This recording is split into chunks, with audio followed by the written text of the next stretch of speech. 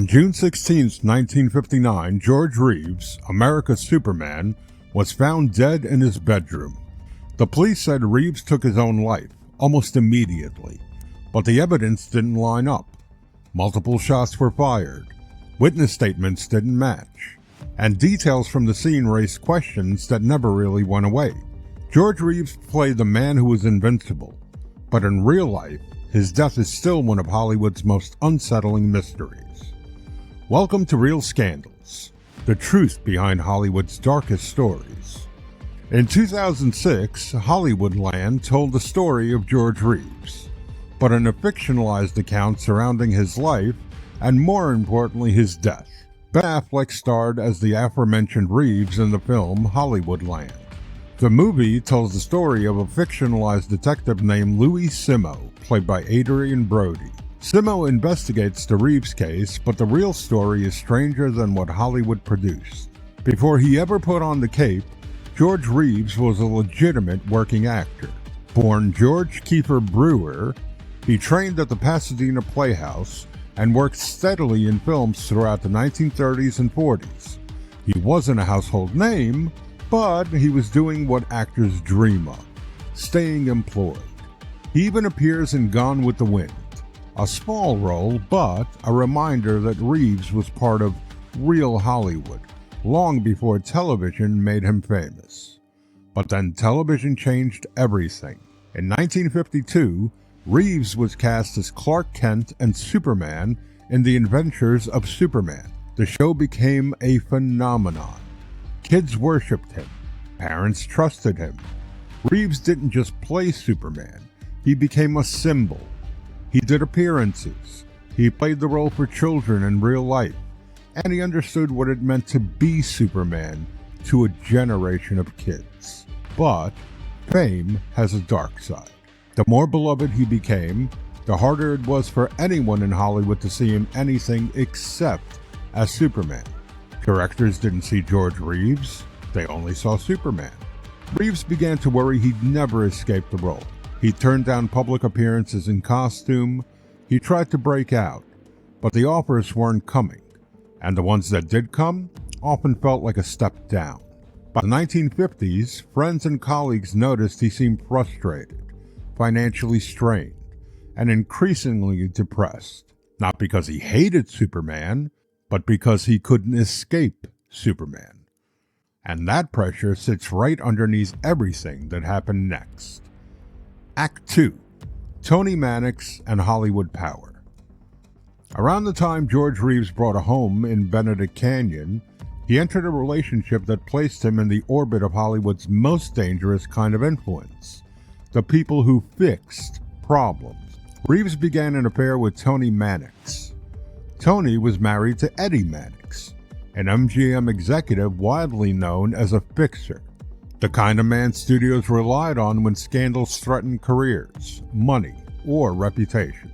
An old Hollywood fixer could mean anything from smoothing over bad press to making sure certain stories never got printed and making sure certain people are never talked about. Eddie Mannix had connections. He had pull. He had relationships with police and powerful figures in Los Angeles. And Tony Mannix wasn't just a fling for Reeves. By many accounts, she supported Reeves financially and emotionally for years. She helped set him up. She helped make life easier. And the relationship became an open secret. But eventually, the affair ended. Reeves began a serious relationship with a woman named Lenore Lemon, and he was planning a future with her. He wasn't just leaving Tony Mannix. He was leaving a situation that involved one of the most powerful men in Hollywood. And whether Eddie Mannix approved of the affair or not, the end of it changed the emotional math for everyone involved. Act 3. June 1959. The Party Night.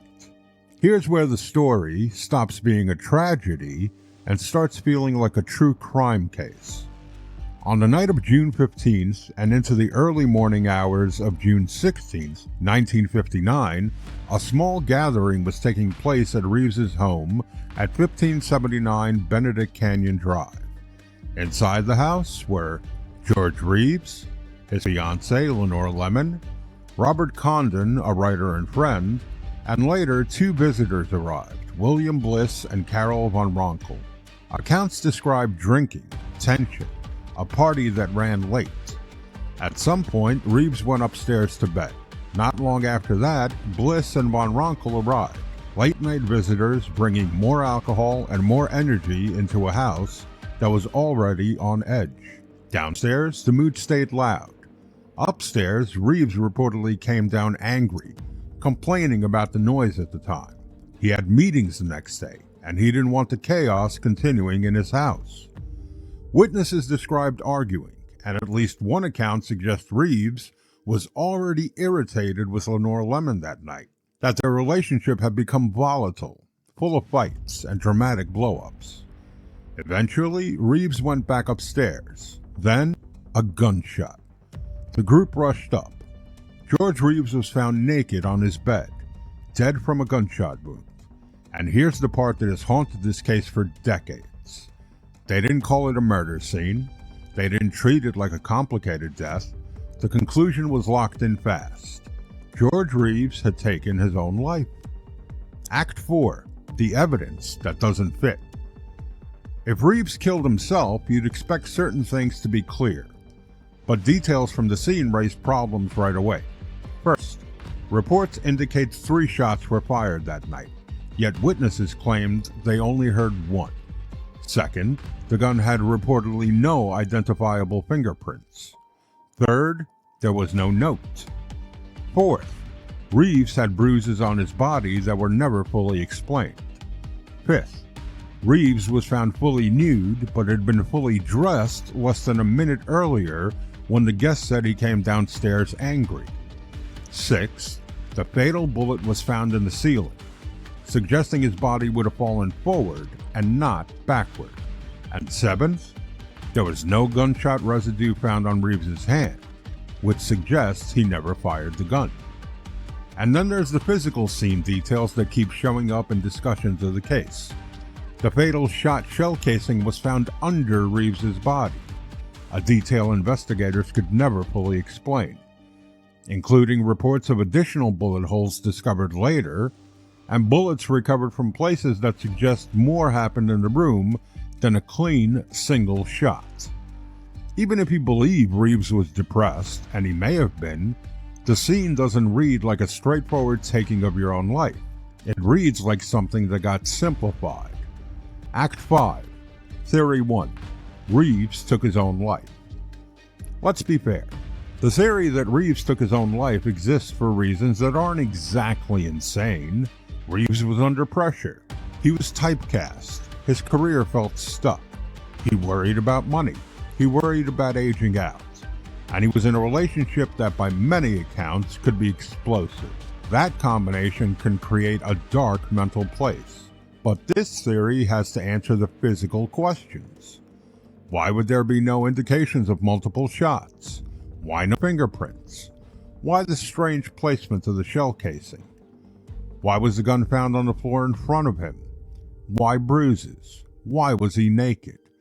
Why do witness stories drift and conflict? And most importantly, why was the investigation so quick to settle? While it is possible, possible isn't the same as proven. Act 6, Theory number 2, Accident and Panic Cover-Up. The second major theory is that Reeves died accidentally, and what followed was panic and a cover-up. Here's the version people suggest. Someone was handling the gun at the party.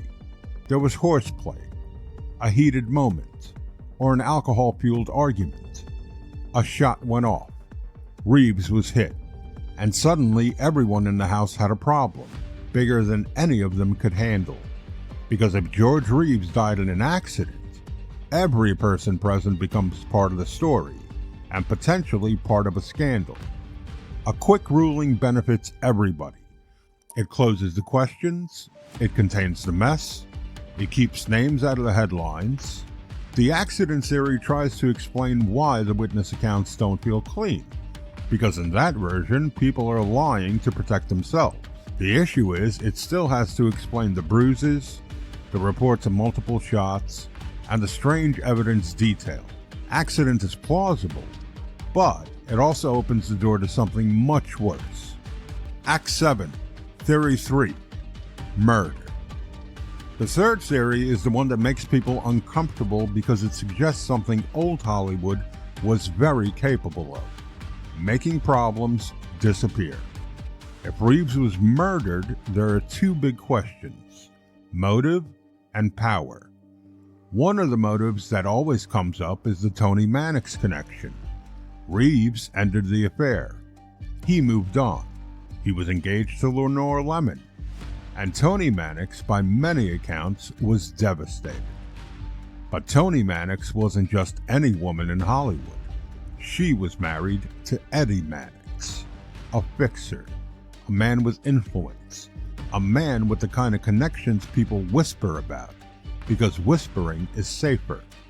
If someone wanted Reeves gone, the murder theory argues there was a pathway for it. And if someone wanted the death ruled quickly and quietly as Reeves' own doing, Eddie Mannix was exactly the kind of man who could make that happen. That doesn't prove he did it, but it explains why this theory never dies. Because the question isn't just who wanted Reeves dead, it's who could make it look like he took his own life and get away with it. Act 8, why the case never closed in people's minds. The theories I presented are only a few that exist and have persisted over the decades. Years later, the case was reopened, and the conclusion stayed the same, but the doubts never faded. People close to Reeves questioned the official ruling, including his mother and co-stars. Fans questioned it, investigators questioned it, and stories about Tony Mannix, wild parties, and a volatile fiancé, coupled with grief, financial issues, and uncertainty, only fed the legend that something darker happened behind closed doors. George Reeves was buried as a man who took his own life, but the facts don't feel settled, and that's why this case still lives. Because when you lay the evidence next to the official story, you don't get closure. You get more questions, and they may never be answered. Closing thoughts. George Reeves played a man who could stop bullets, but in real life he was surrounded by pressures he couldn't escape. Career pressure, relationship pressure, and possibly the kind of Hollywood power that didn't like being crossed. Whether this was Reeves' own doing, accident, or murder, there's one thing that's undeniable in this. Hollywoodland tried to tell the story. But in this case, reality is stranger than fiction, and the official story still remains shrouded in questions. If you have a theory about what really happened to George Reeves, drop it in the comments below. And on our next episode of Real Scandals, we will take a closer look at the death that has shaken Hollywood for over 75 years, the Black Dahlia murder. This was the story of the strange death of Superman, and I hope you enjoyed this episode of Real Scandals.